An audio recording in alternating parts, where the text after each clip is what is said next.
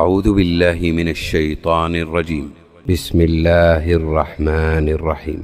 إن هذا القرآن يهدي للتي هي أقوم ويبشر المؤمنين الذين يعملون الصالحات أن لهم أجرا كبيرا وأن الذين لا يؤمنون بالآخرة أعتدنا لهم عذابا أليما. ويدعو الإنسان بالشر دعاءه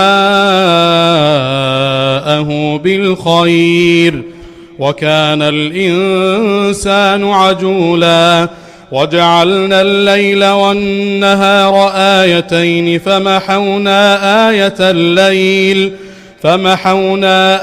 الليل وجعلنا آية النهار مبصرة لتبتغوا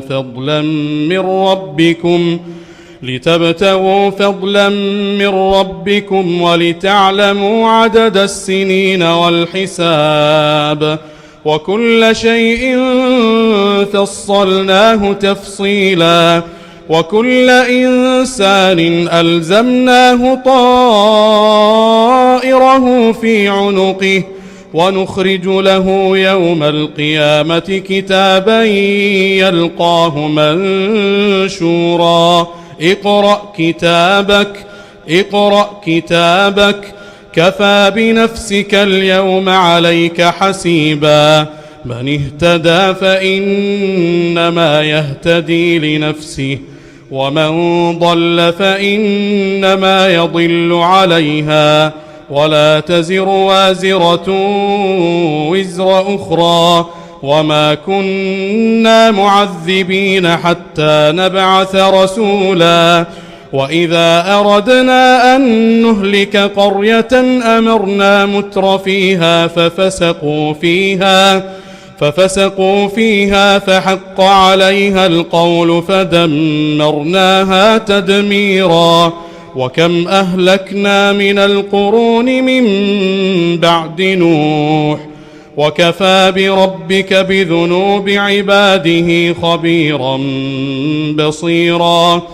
من كان يريد العاجلة عجلنا له فيها ما نشاء لمن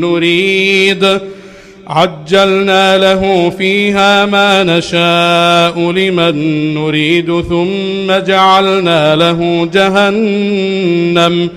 ثم جعلنا له جهنم يصلاها مذموما مدحورا.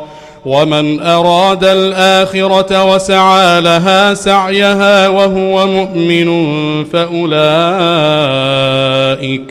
فأولئك كان سعيهم مشكورا.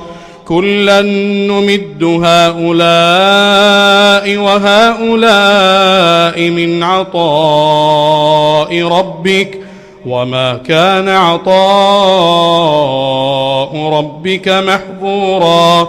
انظر كيف فضلنا بعضهم على بعض وللآخرة أكبر درجات وأكبر تفضيلا.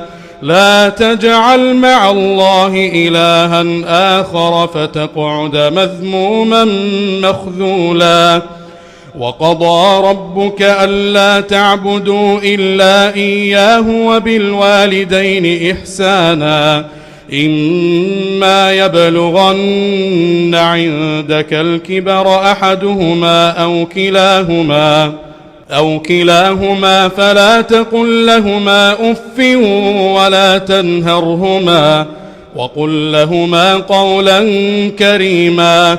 واخفض لهما جناح الذل من الرحمة وقل رب ارحمهما كما ربياني